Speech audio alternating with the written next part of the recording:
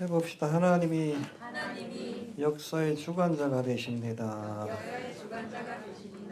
주관자라는 것은 하나님이 계획하시고 하나님의 뜻대로 이끌어 가신다는 뜻입니다. 가장 잘 보여주는 것이 바로 다니엘의 말씀이에요. 다니엘의 예언이 얼마나 정확한지 특별히 자유주의 신학자들이 이 말씀을 정말 미워하는데, 오늘 7장부터는 또 구체적인 여러 가지 예언들에 관한, 특별히 종말과 관계된 예언의 말씀들이 기록되어 있습니다. 이 말씀을 통해서 하나님이 역사의 주관자이심을 깨달을 수 있게 되기를 바랍니다. 다니엘 1장부터 우리 지난 시간까지 살펴본 6장까지가 어린 나이에 바벨론으로 끌려온 다니엘이 이제 그곳에서 겪은 어찌 보면 이 다니엘의 전기라고 할 수 있어요. 다니엘이 이 바벨론하고 이어지는 메데 바사제국까지 그 가운데서 어떤 일들을 했는지에 관한 다니엘의 전기라고 할 수 있습니다. 그래서 1장에 보면 바벨론 포로로 끌려와서 뜻을 정하죠. 무슨 뜻을 정해? 왕의 진미로 자신을 더럽히지 않기로, 하나님의 말씀대로 살기로 뜻을 정합니다. 여러분, 위대한 삶은 뜻을 정하면서 시작이 되는 거예요. 지금 뜻을 정할 수 있게 되기를 바랍니다. 2장에서는 느부갓네살 왕의 꿈을 해석함으로, 할렐루야, 하루아침에 약관의 나이에, 이때가 한 20세밖에 안 됐는데 만인지사 1인지하의 총리 대신에 자리에 오르게 되는 모습을 우리가 보게 됩니다. 그리고 3장에서는 이제 사드락 메삭 아벳느고가 느부갓네살 왕이 그 광야에다가 뭘 만들었어요? 금신상. 원래는 여러분 흉상 가운데 머리만 금이요. 이 바벨론 제국은 짧습니다. 70년밖에 안 돼. 그런데 자신의 나라가 영원히 지속될 것이다라는 믿음, 또 그런 바라는 마음을 가지고 광야에다 큰 금신상을 세워서 경배하기를 그렇게 강요하는데, 사드락과 메삭과 아벳느고가 이것을 거부합니다. 할렐루야. 왜? 1계명, 2계명을 지키기 위해서. 나 외에 다른 신이 없다. 우상에게 절하지 말라. 이게 권력을 얻겠다고 요즘 그 우상 앞에 절하는 전도사 목사들이 얼마나 많은지 모르겠어요.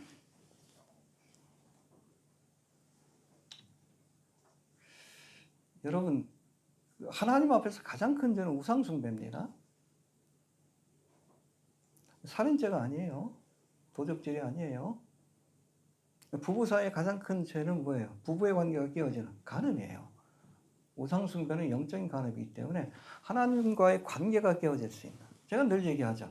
도둑놈하고 살 수도 있고 살인자하고 살 수도 있지만 마음이 딴 데가 있는 그런 사람하고 살 수 없는 거예요. 그렇죠? 이게 얼마나 큰 죄가 되는지 우리가 알아야 합니다. 아무튼 뜻을 정했습니다. 이렇게 거부했을 때 비록 풀무불 가운데 던져졌지만 그 가운데 누가 오셔서? 예수님이 오셔서 머리털 하나 상치 않도록 그렇게 지켜주시는 사건이 있었고, 4장에서는 이 느부갓네살 왕이 두 번째 꿈을 꾸게 되는데, 큰 나무와, 이 나무가 뭘 상징합니까? 바벨론 제국과 그리고 느부갓네살 왕을 상징합니다. 그러더니 이 큰 나무가 세워졌는데 한 순찰 짜고 그냥 나무를 베버려. 구루터기만 남겨두고.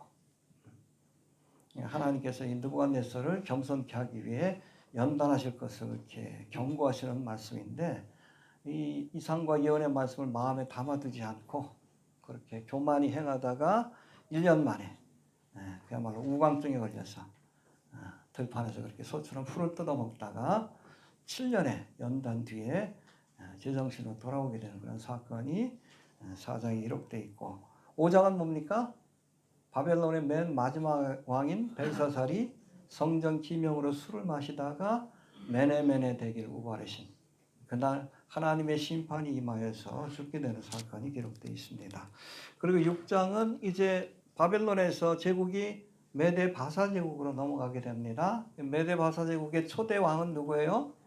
다리왕. 두 번째는 고레스 원년 때 이렇게 이스라엘 백성들이 예루살렘으로 돌아갈 수 있도록 그렇게 조치를 내린 겁니다.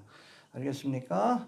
아무튼 이 고레스 왕 원년 때도, 다리오 왕 원년 때도 타협하지 않는 믿음으로 하나님의 영광을 돌려드리다가 사자굴에 던져졌지만, 하나님께서 이 사자들의 입을 막아주셔서 기적적으로 저를 살려주시는 모습을 보여주고 있고, 이제 7장부터는 이 다니엘이 그 기간 동안에 이 바벨론과 이 메데바사 이 기간 동안에 하나님께로부터 받은 예언의 말씀들이 기록되어 있습니다. 할렐루야. 이건 뭐 느부갓네살의 예언이 아닌 자신이 직접 받은 선지자로서, 다니엘이 선지자로서 하나님 앞에 받은 예언의 말씀들이 기록되어 있는데 굉장히 중요합니다. 너무 중요한 말씀들이 많이 나오는데 하나씩 좀 살펴보도록 하겠습니다. 자, 봅시다. 우리 1절 봅시다. 1절. 시작. 다니엘이 그 침상에서 꿈을 보며 뇌속으로 이상을 받고 그 꿈을 기록하며 그 일의 대략을 진술하니라. 네, 벨사살 원년이라고 돼 있어요. 바벨론 제국의 문을 연 느부갓네살이 43년의 통치를 마치고 죽자 이 바벨론은 본격적인 쇠퇴의 길로 가게 됩니다. 알겠습니까? 그러니까 느부갓네살 왕이 2대 왕이요. 근데 바벨론 느부갓네살 왕이 통치할 때 가장 정점에 이르렀다가 영광과 권세가 쇠퇴의 길로 가게 된다. 그렇게 보시면 될 것 같은데, 아무튼 쇠퇴의 길을 걷기 시작하는데 느부갓네살이 죽은 뒤에 그 아들 마르둑, 아멜 마르둑이 2년간 다스렸고, 이후로 마르둑을 해한 마르둑의 매부 네리글리사, 그러니까 계속 좀 힘 있는 왕이 등장하지 않으니까 계속 왕이 바뀌는 겁니다. 네리글리살과 네리글리살의 아들인 라바 마르둑이 이어서 나라를 다스리다가 신하들에 의해서 암살을 당하게 됩니다. 쿠데타가 일어난 거예요. 이후로 느부갓네살의 집안이 아닌 나보니두스가 왕권을 차지하게 되는데, 이 나보니두스는 하란 출신의 귀족의 아들로 느부갓네살 이후 가장 유능한 통치자로 그렇게 평가를 받고 있습니다. 이 나보니두스는 라바 마르둑 때의 재상이었다가 라바 마르둑의 왕위를 찬탈하여 바벨론 왕으로 즉위를 하는데, 이때 느부갓네살의 딸인 니토 크리스와 결혼을 해서, 정략 결혼입니다, 공동 정권을 그렇게 창출하게 되는 거예요. 알겠습니까? 그래서 이 느부갓네살 딸도 왕으로 그렇게 기재되기도 합니다. 문제는 이 느부갓네살과 그의 집안과 바벨론 백성들은 누굴 섬겨요? 뭘 섬겨? 이름도 마르둑 아니에요. 마르둑. 태양의 아들이란 뜻입니다. 이집트로 넘어가면 이게 뭐로 바뀌어요? 호루스예요. 이 적그리스도를 상징하는데 마르둑을 섬기는데, 그런데 이 나보니두스는 뭘 섬겨? 하란 땅의 신인 난나, 신이라고도 합니다. 달신이에요. 세미라미스라고 할 수 있죠. 난나를 섬기는데, 그러다 보니까 신앙적인 갈등이 생겨요. 이 마르둑을 섬기는 사람들 가운데 이 정월초하루 행사가 굉장히 중요해. 왕이 주관하는 행사입니다. 한 해의 시작을 알리는 태양신의 아들이기 때문에 그걸 10년 동안 안 해. 싫다고, 자기가 믿는 신이 아니라고. 그리고 어딜 내려가냐면 아라비아, 자기가 정복한 대만한 곳에 내려가가지고 거기서 10년 동안 있으면서 대신 이 바벨론에는 누굴 세워놓습니까? 자기 아들인 벨사살을 세워놓은 거예요. 그때 여러분 메데바사가 이 바벨론을 정복해서 이 벨사살 왕이 목숨을 잃게 되고 제국이 바벨론에서 메데바사 제국으로 넘어가게 된 겁니다. 알겠습니까? 예. 그러기에 오늘 본문에서 말씀하는 바벨론 왕 벨사살 원년, 그러니까 여러분 원래는 그 나보니두스가 왕이에요. 섭정왕을 세운 겁니다. 이 원년이라는 것은 나보니두스의 아들 벨사살이 아버지의 명령으로 바벨론의 섭정왕이 된 첫 해를 의미하는데, 역사학자들은 이 시기가 BC 556년 혹은 553년으로 보고 있는데, 이때 이 다니엘이 하나님께로부터 네 짐승과 네 뿔과 작은 뿔, 열 뿔과 작은 뿔에 관한 그런 이상을 받게 되었다라고 기록하고 있는 겁니다. 그 내용을 한번 봅시다. 2절 3절 시작. 다니엘이 진술하여 가로되 내가 많은 이상을 보았는데 하늘에 내가 이 큰 바다로 들려오더니 큰 짐승들이 바다에서 나왔는데 그 모양이 각각 하나니. 예, 얘네들이에요. 얘네들 바벨론부터 시작해가지고 마지막 적그리스도의 나라까지 앞으로 있을 그런 세계의 제국들, 특별히 하나님의 백성을 대적하는 세계 제국들입니다. 이스라엘과 하나님의 백성들, 거기에 관한 어찌 보면 역사의 이런 쭉 파노라마를 하나님께서 미리 보여주신 것이다. 그렇게 보시면 될 것 같습니다. 근데 여기 보니까 내가 밤에 이상을 보았는데 해봅시다. 하늘의 네 바람이. 성경에서 4라는 숫자는 여러분 동서남북을 의미하기도 하고 전 세계를 의미하기도 합니다. 그러니까 이 제국들이 세계적인 제국이 될 것이다. 바벨론도 그렇고 메데바사도 그렇고 헬라도 그렇고 마지막 때에 등장할 적그리스도의 나라도 여러분 동서남북 전 세계를 아우르는 그런 제국이 될 것이다 라고 이렇게 보여주고 있는 겁니다. 그리고 두 번째, 이 큰 바다로 몰려 불더니, 그래서 큰 바다에서 짐승 넷이 올라온 거예요. 바다에서 올라온 짐승. 어디에서 또 나오죠? 요한계시록 13장. 그렇죠? 여기 큰 바다가 어디요? 작은 바다는 어디요?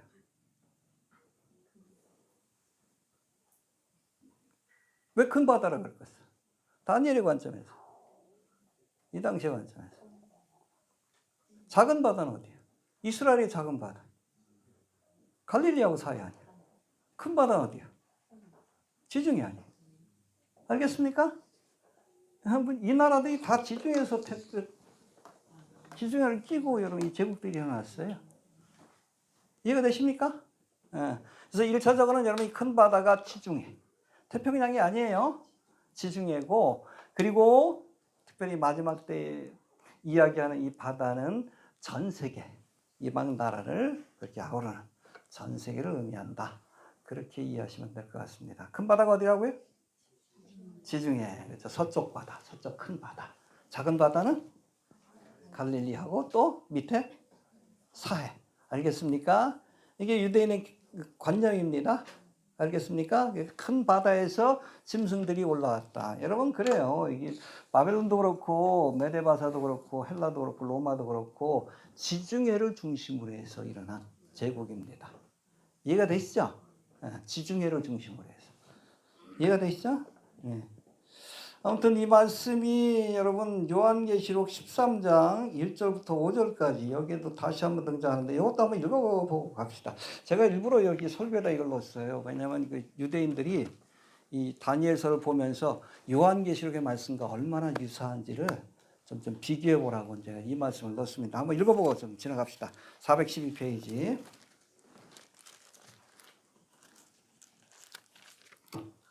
거의 동일한 내용이 기록되어 있죠. 다니엘이 예언과 한 600년 뒤에 사도 요한이 받은 그 예언의 말씀이 거의 동일합니다. 1절부터 5절까지 봅시다. 412페이지 13장 1절 시작. 여러분이 바다에서 한 짐승이 나오는데 뿔이 여리며 머리가 일곱이라. 그 뿔에는 10멜로만이 있고 그 머리들에는 참작된 이름들이 있더라. 내가 본 짐승은 표범과 비슷하고 그 발은 곰의 발 같고 그 입은 사자의 같은데 용이 자기의 능력과 보좌와 큰 권세를 그에게 주었더라. 그의 머리 하나가 상하여 죽게 된 것 같더니 그 죽게 되었던 상처가 나음에 온 땅 이상이 여기서 짐승을 따르고 용이 짐승에게 권세를 주므로 용에게 경배하며 짐승에게 경배하며 가로되 누가 이 짐승과 같으며 누가 능히 이로 더불어 싸우리요 하더라. 또 짐승이 말과 찬란된 말하는 입을 받고 또 42날 일할 권세를 받으리라. 예, 이 짐승이 뭘 상징합니까? 바다에서 올라온 짐승, 적그리스도. 그렇죠? 적그리스도와 적그리스도의 나라를 상징합니다. 알겠습니까? 적그리스도와 적그리스도의 나라를 상징하는데 여기 보니까 뿔이 여리요. 여기도 나오죠. 뿔이 여리요. 머리가 7이라. 7개의 머리가 뭘 상징해요? 우리 요한계시록 17장 때 배웠는데. 네? 그래서 요한계시록 17장 10절인가? 이거 읽어보고 갑시다. 복습해 봅시다. 17장 10절. 9절부터 10절. 7머리입니다. 7머리. 시작. 지혜는 뜻이 여기 있으니 그 7머리는 여자가 앉은 7상이요 또 7왕이라. 5은 망하였고 하나는 있고 다른 이는 아직 이르지 아니하였으나 이르면 이것이 잠깐 동안 계속하리라. 예, 여기 일곱 산이라는 것은 로마가 이 일곱 개의 산 밑에 세워진 나라라는 그런 전승들이 있습니다. 일곱 산. 그걸 의미하고 또 일곱 왕이라. 일곱 왕. 근데 여기 보니까 뭐라고 했어요? 다섯은 망하였고. 이스라엘하고 관계된 나라예요. 이 당시 사도 요한이 받았을 때, 계시의 말씀을 받았을 때, 그 망한 다섯 개의 나라가 어디요? 바벨론 망했죠? 메데바사 망했죠? 헬라 망했죠? 두 나라 뭐예요? 아수르 망했죠? 애굽이 망했죠? 이해가 되십니까? 이게 다섯 개예요. 이스라엘과 관계된 다섯 개 나라는 이미 망했다. 그 몸통이 뭐예요? 사탄 망이 적그리스도라는 얘기예요. 이해가 되시죠? 하나는 있고, 그렇죠? 하나는 있고, 사도 요한이 이었을 때, 그렇죠? 그 하나는 뭐예요? 로마지. 다른 이는 아직 이르지 아니하였으니 이르면 반드시 잠깐 동안 계속하리라. 이게 뭐예요? 마지막 때에 등장할 적그리스도의 나라. 알겠죠? 이 적그리스도의 나라가 어떻게 돼요? 10개의 뿔로, 10개의 연방으로 구성된 나라, 세계제국이 될 것이다. 이렇게 얘기하시면 될 것 같고, 여담이지만 여러분 요한계시 13장에 보면 바다에서 올라온 짐승, 그 다음에 또 무슨 짐승이 나타나? 땅에서 올라온 짐승. 그래서 땅은 뭘 상징해? 다 배웠는데. 바다는 이방 나라를 상징하고 땅은 가나안 땅을 의미합니다. 그래서 이 거짓 선지자가 땅에서 올라온다 이 말씀 때문에 많은 유대인들이 이 거짓 선지자가 유대인 가운데 나올 것으로 이렇게 보기도 해요. 이 적그리스도는 이방인 가운데 나오고 네로 황제처럼 그렇게 보기도 합니다. 알겠습니까? 정리가 되죠? 큰 바다는 어디라고요? 지중해입니다. 지중해. 우리가 다니엘에서 살펴본 작은 바다는 어디라고요? 갈릴리하고 사해입니다. 그렇죠? 큰 바다가 있으면 작은 바다가 있는 게. 땅은 뭐라고요? 가나안 땅. 그래서 여러분 거짓 선자를 이 가나안 땅에서 유대인 가운데 일어날 것이다라고 보는 사람들이 있어요. 그렇게 해석하기도 합니다. 이해가 되시죠? 예. 자.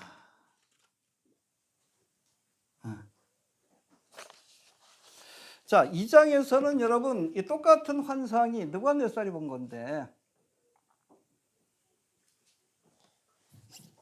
어떤 모습으로 보여줬어요? 하나님이 느부갓네살에게 똑같은 겁니다. 이 머리는 뭘 상징해? 바벨론, 날개 달린 사자. 그 다음에 은으로 된 가슴과 팔 뭐예요? 메데바사. 노수로 된 배와 넓적다리 뭐예요? 헬라 제국. 그 다음에 마지막 철과 진이 섞인 거. 로마와 로마의 뿌리를 든 적그리스도의 나라. 그렇게 보시면 됩니다. 근데 여러분 2장에서 느부갓네살이 본 앞으로 펼쳐질 바벨론 이후로 펼쳐질 세상 나라가 아름답게 보인 거예요. 느부갓네살의 입장에서는. 그러니까 못 참고 3장에서 아예 전체를 금으로 만들어가지고 경배하라 그랬죠. 이해가 됩니까? 세상 왕들이 생각하기엔 이게 아름다운 나라예요. 근데 여러분 이거 다니엘 7장 같은 게 누가 본 거예요? 똑같은 내용이지만 유대인의 입장 아니요. 다 이스라엘 백성들을 괴롭혔던 나라니까 짐승처럼 보이지. 똑같은 여러분 예언의 말씀이지만 그렇죠? 이방인들에게는 아름답게 보여. 그래서 이 나라가. 그러나 유대인의 입장, 하나님의 백성의 입장에서는 항상 괴롭혔던 이 바벨론에서 멸망을 받았고 마지막 적그리스도에 의해서 얼마나 많은 핍박을 받게 됐는지 요한계시록에 나오잖아. 짐승으로 보이는 거예요. 관점의 차이입니다. 똑같은 예언이지만 왜 느부갓네살이 본 그 이상과 7장에서 다니엘이 본 이상이 이렇게 좀 다른가? 아무튼 이스라엘의 입장에서는 하나님의 백성의 입장에서는 앞으로 등장할 세상 나라는 사나운 짐승과 같다. 하나님의 백성들을 몰아서 집어서 삼키는 그런 아주 사나운 짐승과 같은 존재라고 이렇게 보여지고 있는 겁니다. 자, 4절 넘어갑시다. 4절. 시작.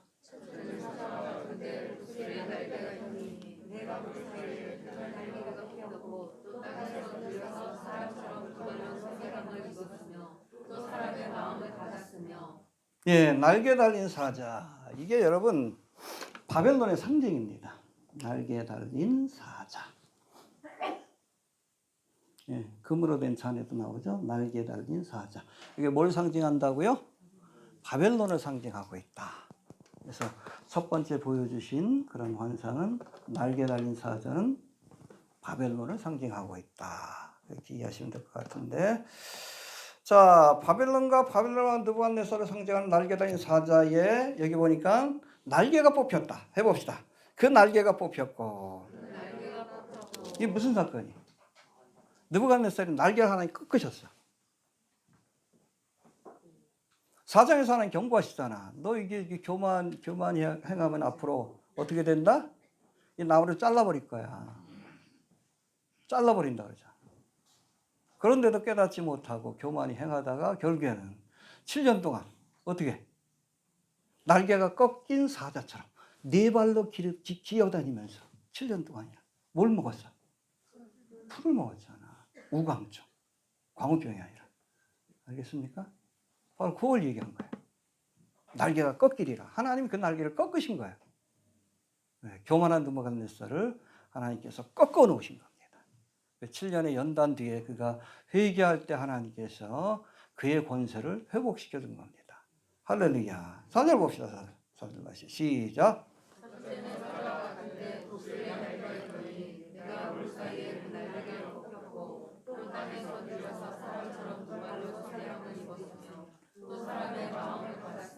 예, 그렇죠. 7년 동안 사람의 마음을 잃어버렸잖아.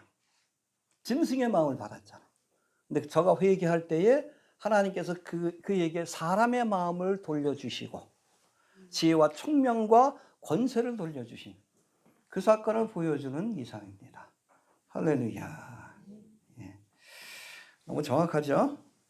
그러고 나서 여러분 느부갓네살이 하나님을 찬양하는 내용이 바로 4장 34절에서 37절까지 나오는데 한번 읽어보고 갑시다.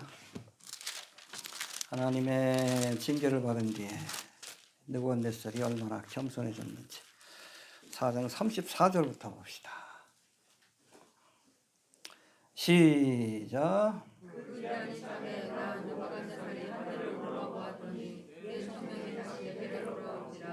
이에 내가 지극히 높으신 자에게 감사하며 역사하시는 자를 찬양하고 존경하노니 그 권세는 영원한 권세요 그 나라는 대대에 이르리로다. 예, 날개를 꺾어가지고 회복시켜 주시니까 이제 비로소 깨달은 거야. 야, 하나님이 역사의 주관자구나.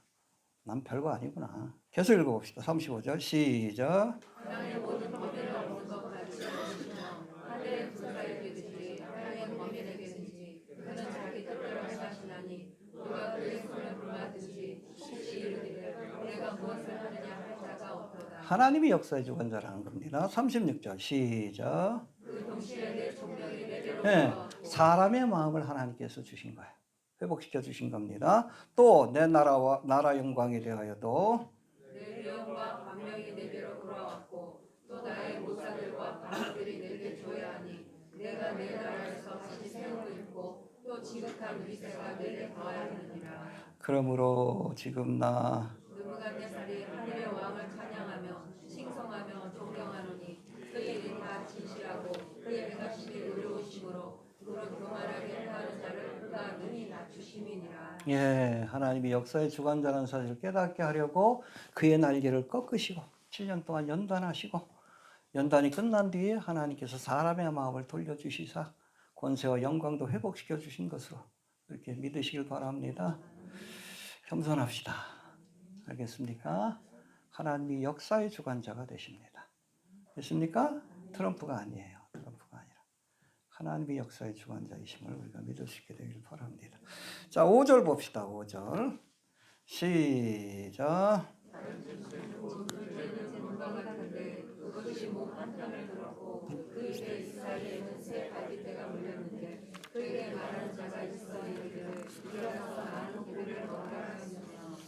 네, 공과 같은 둘째 짐승은 바벨론에 이어 일어날 무슨 나라? 메데바사입니다. 메데바사인데 여기 형상에서도 첫 번째 바벨론은 금으로 된 머리, 그 다음에 메데바사 제국은 은으로 된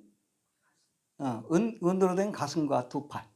알겠습니까? 왜? 메데바사 제국이 메데란 나라하고 바사란 나라가 연합해가지고 만든 제국이기 때문에 그래요. 나중에는 페르시아 제국, 바사 제국으로 불리게 됩니다. 그 가운데 이렇게 한쪽 팔을 들었다 그랬죠? 한쪽이 더 힘이 센 거예요. 어디가? 메대가 더 힘이 센 겁니다. 알겠습니까? 여러분, 이 곰이 그렇게 사자처럼 이렇게 위험 있고 영광스럽지는 않아. 바사 제국이 그렇게 영광스럽지 않습니다. 가장 영광스러운 제국은 바벨론이에요. 바벨론의 영광이라고 할 만큼 화려하고 그렇습니다. 여러분, 이렇게 화려하고 아름답지는 않지만 그래도 힘 있는 나라입니다. 알겠습니까? 이 바사 제국이 어쨌든 이 바벨론 제국보다 훨씬 큰 영토를 다스렸던 힘 있는 제국이 바로 여러분 바벨론에 이어서 등장한 이 곰, 한쪽 팔을 들었죠? 예, 한쪽이 더 세다는 거예요. 바사 제국이죠. 바사 제국이 세다는 얘기입니다. 그리고 입에다 뭘 물고 있어? 새 갈빗대. 이 바사 제국이 정복한 나라들 가운데 중요한 세 나라가 있어요. 두 나라는 제가 설명을 드렸습니다. 이 바사 제국이 제국의 길을 갈 수 있도록 재정적인 뒷받침을 해준 나라가 어디입니까? 응? 그건 수도고 리디아 제국입니다. 마이다스라는 신화가 나와. 그만큼 금이 많은 곳이에요. 여기를 정복하면 이게 첫 번째 갈빗대예요. 제국의 길을 갈 수 있는 재원이 마련됐다라고 얘기를 합니다. 그전에는 사실은 이 메데바사 제국이 농사짓던 나라예요. 농사짓던 나라니까 뭐 별거 없습니다. 뭐 돈이 있어야 여러분 군인들을 무장시키고 전쟁을 하지. 근데 이 고레스가 리디아를 정복함으로 그 수도가 사대입니다. 하나님께서 도우셔서 정복하게 하셨는데 이 정복의 사건을 통해서 제국의 길을 갈 수 있는 재원을 마련했다. 그 두 번째 전쟁은 뭡니까? 제국의 길이 시작될 수 있는 전쟁. 바벨론을 정복한 거예요. 할렐루야. 그것도 여러분 열심히 싸워가지고 공성전해가지고 빼앗았죠. 그냥 열어줬잖아. 그래서 벨사사라고 나보니두스한테 불만 있는 사람들이 문을 아예 열어줬어. 하나님이 너 먹어 그러고 주신 거야. 너 가져 그러고. 할렐루야. 두 번째 갈빗대입니다. 세 번째 갈빗대에 대해서는 세 번째 갈빗대는 이건 그 고레스에 이어서 바사 제국의 왕이 된 아들입니다. 캄비세스 2세 해봅시다. 캄비세스 2세. 2세가 여러분 바벨론 제국에서는 정복을 못했지만 이 캄비세스 2세가 이곳을 정복함으로 이 바사 제국이 바벨론보다 훨씬 큰 영토를 갖게 돼요. 거기가 바로 애굽입니다. 이집트를 정복하게 돼요. 할렐루야 아니지. 그래서 이 세 갈빗 때는 이 바사 제국이 정복했던 리디아 해봅시다. 리디아. 바벨론. 애굽. 예, 이 나라들을 정복함으로 아주 큰 제국. 그래서 여러분 헬라와 싸울 때도 이 헬라의 병사들이 이 바벨론의 병사들을 다 이렇게 죽이고 나서 금이 얼마나 많은지 얘네들이 전쟁터 나갈 때 또 금을 갖고 다니는. 예. 그 감당할 수 없을 정도로 이 금고리 같은 걸 갖고 다녀가지고 시체마다 그 동네가 아주 떼부자가 됐다는 그런 전성도 있고 그래요. 그만큼 리디아를 정복한 것이 이 바사 제국을 부유하게 만드는데 결정적인 역할을 한 것이고, 그 다음에 바벨론, 그 다음에 애국까지 정복해서 큰 제국을 만든 것이 바로 이 공으로 상징되는 무슨 나라? 메데바스 제국이다. 그 다음에 6절 봅시다. 6절. 역사 강의하는 게 힘드네. 자, 시작. 후에 내가 또 본들 바라는 짐승 보고 콩과 그것이 있는데 그 등에는 새의 날개 깃이 있고 그 짐승에게 또 머리 깃이 있으며 또 권세를 받았으며. 예, 2장에서는 노스로 된 배와 넓적다리로 묘사되고 있는 이 나라. 이 나라가 본문에서는 머리가 넷이요. 머리가 넷이죠? 날개가 넷인 표범. 여러분, 표범은 아주 민첩하고 빠른 동물입니다. 근데 여기에 날개가 4개나 달렸어. 얼마나 민첩하고 빠르겠어요. 이 헬라 제국을 건설한 사람이 누구요? 알렉산더. 그 넓은 여러분 메데 바사 제국을 다 때려 부시고, 그리고 인도까지 가가지고 엄청난 제국. 그야말로 유럽하고 아시아하고 그리고 아프리카까지 그렇게 관할한 그 엄청난 제국을 건설했어요. 몇 년 만에? 12년 만에. 표본 같잖아요. 알렉산더가 여러분 바사를 공격했을 때, 그래서 우리 아버지의 뜻을 따라서 내가 이 바사를 공격해서 원수를 갚으리라. 그렇게 해서 시작이 됐거든요. 바사 제국을 정벌하면서. 그때가 20세예요. 약반의 나이입니다. 그리고 인도까지 다 정복하고 나서 더 이상 정복할 것이 없다. 그때가 32살이야. 그래서 죽었어요. 죽고 나니까 그 밑에 있던 장수들이 그 넓은 땅덩어리들을 다 분할해서 통치하기 시작을 합니다. 그래서 4개로 나눠지게 돼요. 처음에 7개로 나눠지다가 나중에 4개로 이렇게 지금 이렇게 조정이 되는데, 이 4개의 왕조, 요것이 바로 4개 머리가 바로 헬라왕, 헬라 제국을 건설한 알렉산더가 죽은 뒤에 그 부하 장수들이 만든 4개의 왕조다. 그렇게 이해하시면 됩니다. 잠깐 한번 좀 살펴봅시다. 헬라 제국을 세운 알렉산더가 갑작스럽게 세상을 떠난 뒤에 헬라 제국은 시리아 북쪽과 메소포타미아 지역을 차지한 셀루쿠스 부하 장수였는데 왕조를 만든 겁니다. 셀루쿠스 왕조와 애굽과 팔레스타인과 시리아 남쪽 지역을 차지한 프톨레미. 이 프톨레미 왕조의 중심은 애굽이에요. 그렇게 보시면 됩니다. 자, 프톨레미 왕조와 소아시아 지역을 차지한 터키 지역입니다. 리시마쿠스 왕조와 또 헬라 지역을 차지한 마케도니와 그리스를 차지한 카산도 왕조로 나눠지게 되는데 4개 왕조로 나눠집니다. 이 4개 왕조들 가운데 특별히 팔레스타인, 이스라엘을 중심으로 해서 이 이스라엘을 사이에 두고 두 나라가 싸우게 돼. 이게 바로 북방왕 셀루쿠스 왕조와 남방왕 프톨레미 왕조입니다. 여기에 관한 예언이 11장에 나옵니다. 알겠습니까? 11장에서 살펴봅시다. 요즘 역사 공부하는 제가 머리에 쥐가 날라 그래. 이름 외우기 힘든데. 대충 그렇다고 이해하시길 바랍니다. 자, 7절 넘어갑시다. 7절. 시작. 내가 밤 이상 가운데 그 다음에 곧 맹세 지수는 무섭고 놀라우며 또 극히 강하며 또 불철의 지가 있어서 또 부셔뜨리고 바닷물을 발로 밟았으며 이 짐승은 전에 모든 짐승과 다르고 또 열불이 있으므로. 네, 이게 뭘 상징합니까? 어떤 나라?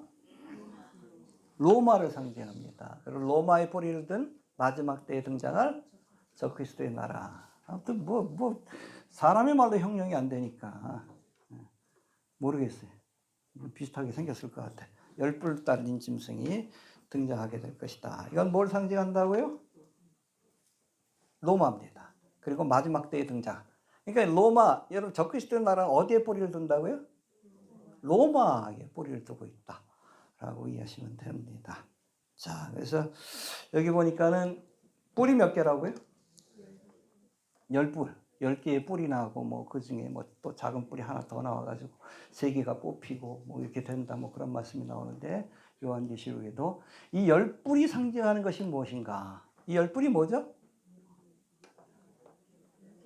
학자들마다 견해가 좀 달라요. 학자들마다. 한 4가지 견해가 있는데 잠깐 소개하도록 합니다. 먼저 10뿔을 유럽연합으로 보는 견해가 있습니다. 서로마 제국에서 일어난 유럽의 10개의 나라가 마지막 때에 10뿔이 될 것이다. 그런 이야기가 있었는데 지금 유럽연합의 회원국이 몇 명? 몇 나라? 27개.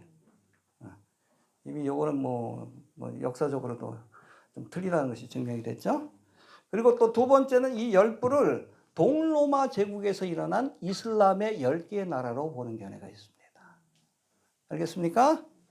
10뿔이 등장할 10개의 나라를 서로마에서 일어난 유럽연합이 아니라 AD 1453년에 이슬람에 의해서 멸망한 동로마 제국에서 일어나게 될 10개의 나라는 주장인데, 이 사실 이 동로마 제국이 있던 이 땅은 과거 바벨론이 있던 땅이고 페르시아가 일어났던 땅이고 현재 이스라엘과 기독교 세력을 진멸하려고 애쓰는 이슬람 세력이 자리 잡고 있는 땅입니다. 그래서 이곳에서 일어난 10개의 나라가 마지막 때에 기독교인들과 하나님의 백성들 또 이스라엘을 핍박하고 진멸하는 일에 앞장서는 그런 열불이 되지 않을까. 뭐 그런 주장이 있습니다. 얼마 전에 소천하신 존 메가더 목사님이 그 주장을 했는데 뭐 그렇게 공감은 받지 못하고 있어요.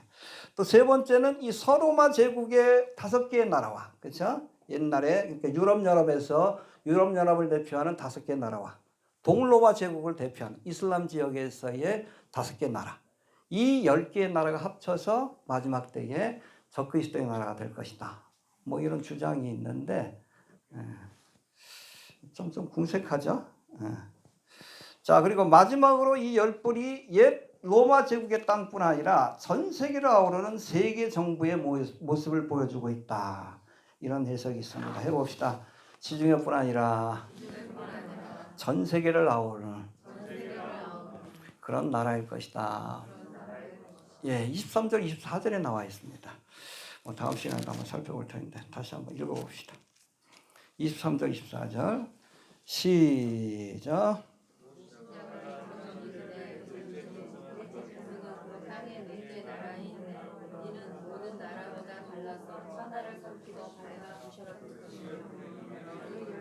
이 나라에서 일어날 열방이 그 외에도 하나가 일어나리니 그는 먼저 인간을 장악하고 또 새 왕을 복종시킬 것이며. 예, 넷째 짐승은 다른 나라들과 달라서 천하를 삼키고, 그러니까 큰 바다인 지중해를 중심으로 해서 세워진 제국이 아니라 온 세계, 전 세계를 아우르는 그런 제국이 될 것이다. 이런 얘기 들으니까 뭐가 생각납니까? 뉴 월드 오더. 그렇죠? 세계 정부. 그렇죠? 그들이 세우려고 하는 나라가 뭡니까? 신성 로마 제국. 로마 제국과 같은 그런 영광을 되살리겠다라고 그렇게 여러 가지 일들을 기획하고 있는데, 특별히 여러분 그들을 우리가 세계정부주의라고 얘기합니다. 해봅시다. 세계정부주의자. 뭐 부르는 이름들이 많아요. 유태자본가라는 얘기도 있고 프리메이슨, 일루미나티, 예수회. 근데 이들이 추구하는 그런 목표가 똑같아요. 뉴 월드 오더. 세계정부를 이 땅에 세우는 것인데 오랫동안 그것을 준비해왔고 이제 어느 정도 결실을 맺는 단계다라고 이렇게 보시면 되는데, 이 1973년 일루미나티 싱크탱크의 로마 클럽에서 이때 세계를 10개의 지역으로 나눠서 그렇게 마지막으로 대통령 한 사람을 내세워서 세계 정부를 세울 계획을 세운 적이 있습니다. 이게 1973년. 무슨 클럽이라고요? 왜 로마 클럽이요? 로마와 같은 제국을 만들겠다. 세계적인 제국. 로마 클럽입니다. 이게 1973년의 계획이에요. 이게 북미 이쪽으로 가고 남미를 이렇게 가고 유럽이 하나로 묶이고 우리나라가 일본에 이게 통합되는 걸로. 이 당시만 해도. 북한은 어디에? 중국에 넘어가는 걸로. 이렇게 해서 또 10개의 연방으로 나눠서 이 가운데 대표를 하나를 세워서 그러고 하여금 세계를 다스리도록 그런 계획을 이미 오래전부터 세웠고, 유엔도 마찬가지예요. 유엔에서도 2차 대전 전후에서 끝나기 바로 직전에 전 세계를 10개의 권역으로 나눠서 통치할 계획을 세우고 있고, 이게 뭐라고 돼 있어요? 유나이티드 네이션, 유엔의 밀레니엄이 뭔지 아십니까? 천년왕국이라는 거예요. 적그리스도판 천년왕국입니다. 밀레니엄 디벨롭먼트, 개발 계획, goals. 리포트 2009년. 전 세계를 이렇게 10개로 나눠서 통치한 그런 계획을 세워놨습니다. 세워놨는데, 요거 보고서를 낸 사람이 누구야? 반기문이에요. 반기문이고, 그 이후에도 뭐 2011년, 2015년에도 세계를 10개의 지역으로 이렇게 분할해서 세계 정부로 완성한다는 계획을 유엔에서 계속 이렇게 보여주고 있습니다. 이대로 될 겁니다. 될 거예요. 그래서 과연 이 동방의 왕을 누가 차지할 것인가? 지금 삼국지가 펼쳐지고 있는 거예요. 중국이 중심이 될 것인가? 일본은 일본을 중심으로 하고 싶어.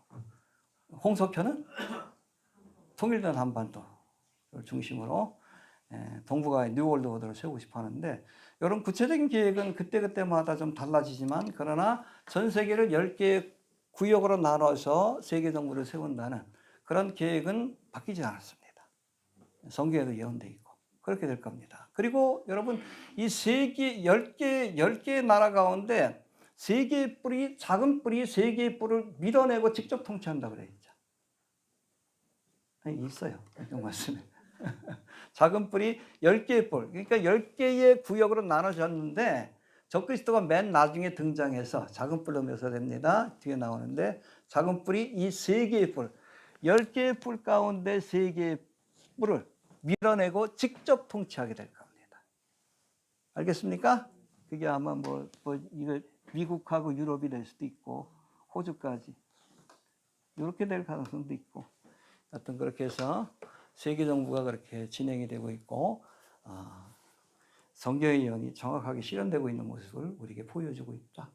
그렇게 이해하시면 됩니다.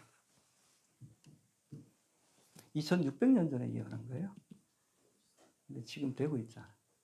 하나님 무섭지 않습니까? 성경이 무서워요. 너무 정확하잖아. 진짜. 너무 정확해요. 2600년 전에 얘기한 건데. 우리 고조선 시대인가? 2600년 전이. 그 일이 정확하게 지금 이루어지고 있다. 그래서 여러분 이 다니엘서가 무서운 책이에요. 성경 전체가 무서운 책이에요. 자, 봅시다. 8절 봅시다. 작은 불에 관한 말씀인데. 시작.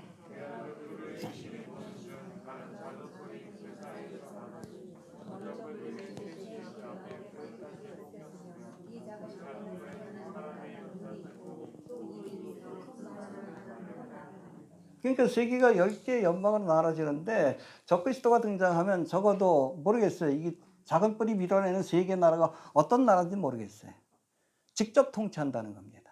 유럽연합은 포함될 것 같고, 여기하고 미국하고, 여기 호주 정도가 될 수도 있을 것 같고, 아니면 아프리카 정도, 중동 정도, 이렇게 세 지역의 그 왕을 밀어내고 자기가 직접 통치하면서 세계 정부의 수단으로서 세계 대통령으로 군림하게 될 것이다라고 예언하고 있는 겁니다.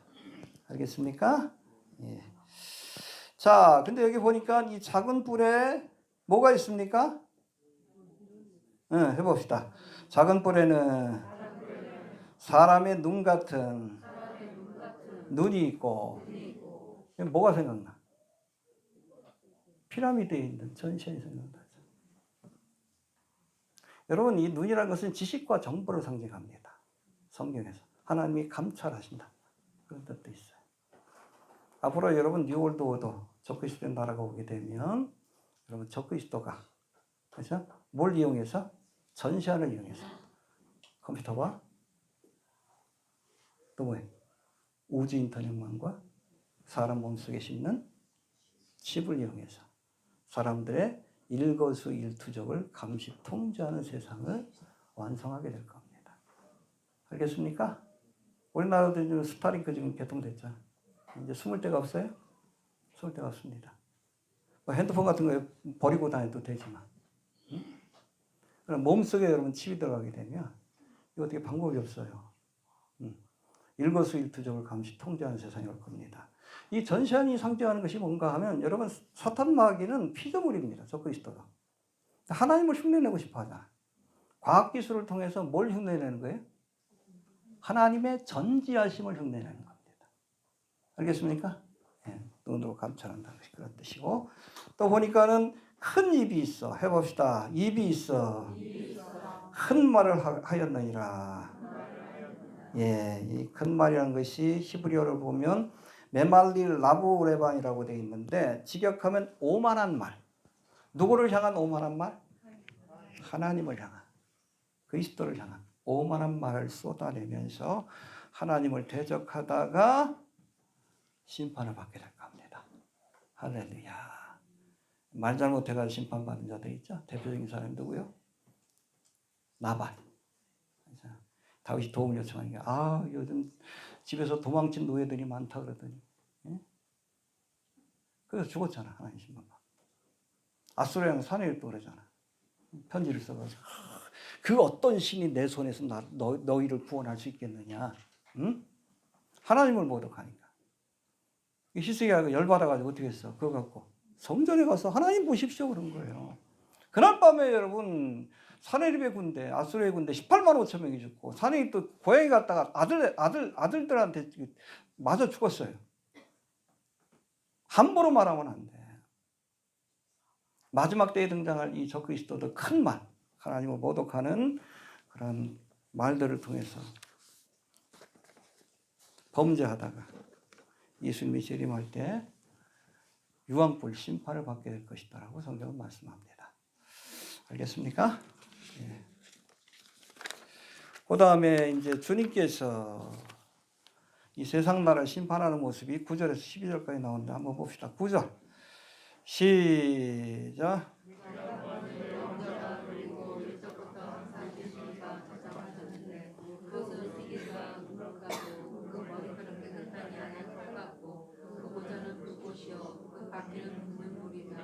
예, 이제 세상 나라가 심판받고 나면 그 다음에 무슨 일이 벌어집니까? 내가 보았는데 왕자가 너희고 주님이 통치하는 세상이 온다는 거야. 할렐루야.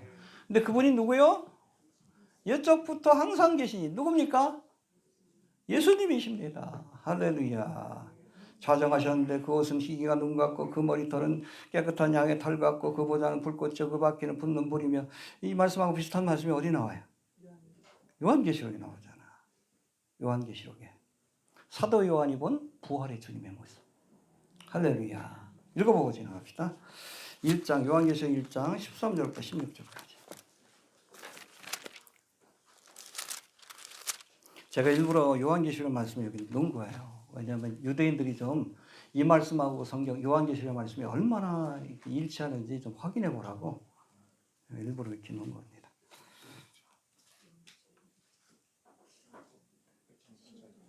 자, 1장 13절부터 16절까지 시작.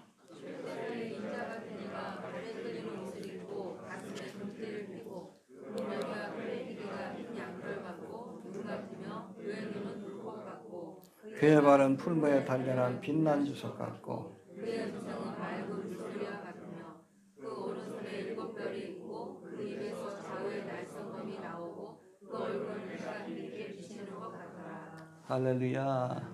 주님이 재림하셔서 이 땅을 통치할 겁니다. 2장에서 이걸 뜨인도로 표현하잖아. 뜨인도. 사람이 떠내지 않은 뜨인도. 반석 대신 예수님이 재림하셔서 세상 나라를 심판하시고 이 땅에 주님이 통치하시는 나라를 세우게 될 줄로 그렇게 믿으시길 바랍니다. 이제 10절 봅시다. 10절. 시작.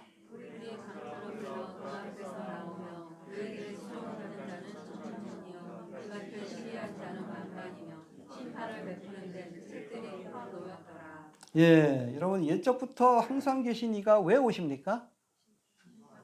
심판을 베푸는데 심판하시기 위해서 오시는 거예요. 뭘 심판하기 위해? 하나님을 대적했던 세상 나라를 심판하고 믿음을 거부했던 세상 사람들을 심판하시기 위해 오십니다. 죄인들을 심판하시기 위해 와요. 세상 나라를 심판하시기 위해 오고. 여러분 초림의 주님은 죄인들을 구원하시기 위해 오셨지만 재림의 주님은 여기 보니까 심판을 베푸는데 뭘 가지고 심판해? 책들을 펴놓고 심판하시는 거예요. 무슨 책? 응? 요한계시록 20장에 보면 백보자 심판이 펼쳐질 때 두 종류의 책이 펼쳐진다라고 되어 있어요. 하나는 뭡니까? 생명책. 두 번째는 뭐예요? 그렇죠? 자기 행위를 따라 기록된 책이라고 되어 있어요. 해봅시다. 자기 행위를 따라 기록된 책. 이미 생명책에 그 이름이 있는 사람들은 여러분 정죄의 심판을 받지 않습니다. 상급을 받기 위한 심판을 받지. 그러나 여러분 예수를 믿지 않는 사람들, 주님을 믿고 따르기 거부하는 사람들은 자기 행위를 따라 기록된 책을 따라 심판을 받게 될 겁니다. 알겠습니까? 예. 자, 11절 봅시다. 11절. 시작.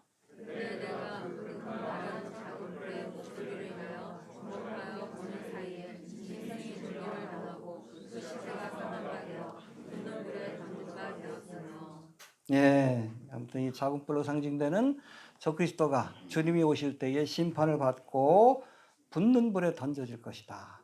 요한계시록 19장 20절에도 똑같은 말씀이 나오죠. 짐승이 잡히고 그 앞에서 이적을 행하던 거짓 선지자도 함께 잡혔으니 이는 짐승의 표를 받고 그의 우상에게 경배하던 자들을 이적으로 미혹하던 자라.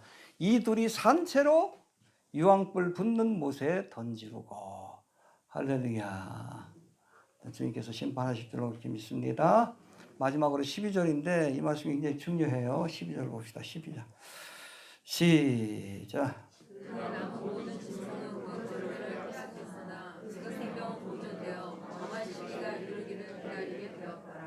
그 남은 모든 짐승은 뭐예요? 예수님이 오셔서 심판할 짐승이 뭡니까? 10뿔 가진 짐승이에요. 나머지 짐승은 뭐예요? 바벨론, 메데바사, 헬라. 이 짐승들을 남겨두신다라고 말씀합니다. 여러분, 예수님이 오시면 적그리스도의 나라를 심판하시고 이 적그리스도를 유황불에 던져놓지만 얘네들의 생명은 보존하십니다. 언제까지? 정한 기한까지. 그게 언제예요? 천년왕국의 마지막 때까지. 그때 다시 한번 세상 나라들이 예수님을 대적하는 사건이 일어나요. 기억나십니까? 알겠습니까? 그 뿌리가 어디예요? 이 나라들이. 하나님을 대적했던 바벨론, 메데바사, 헬라. 그때는 뭐로 표기가 됩니까? 곡과 마곡으로. 그렇죠? 예수님 재림할 때는 누구를 쫓아서 주님을 대적했습니까? 적그리스도를 쫓아서. 천년왕국의 마지막 때는 누구를 쫓아서? 무적행에서 일어난 누구? 용과 함께 주님을 대적하다가 불의 심판을 받고 이렇게 지옥불에 던져질 것이다라고 말씀합니다. 찾아보고 넘어갑시다. 정말 있는지. 요한계시록 20장 7절부터 10절까지입니다.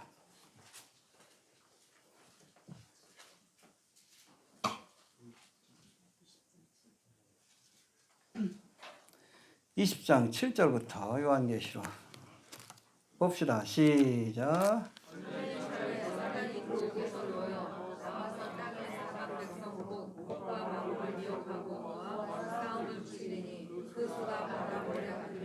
예, 여기서 곡과막으로 표현되는데 이 곡과막이 뭐예요? 하나님을 대적했던 세상 나라들이에요. 메데바사, 바벨론, 헬라와 같은 그런 나라. 세력들이 아직 남아있다가, 그렇죠? 때가 되면 천년왕국 끝에 누구와 함께? 무정에서 올라온 용과 함께 하나님을 한 번 더 대적했다가 마지막으로 심판을 받고 멸망의 길을 간다는 말씀이에요. 이해가 되시죠? 8절 봅시다. 시작.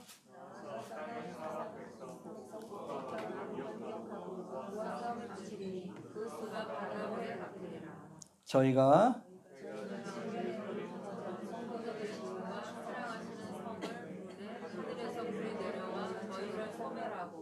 또 저희를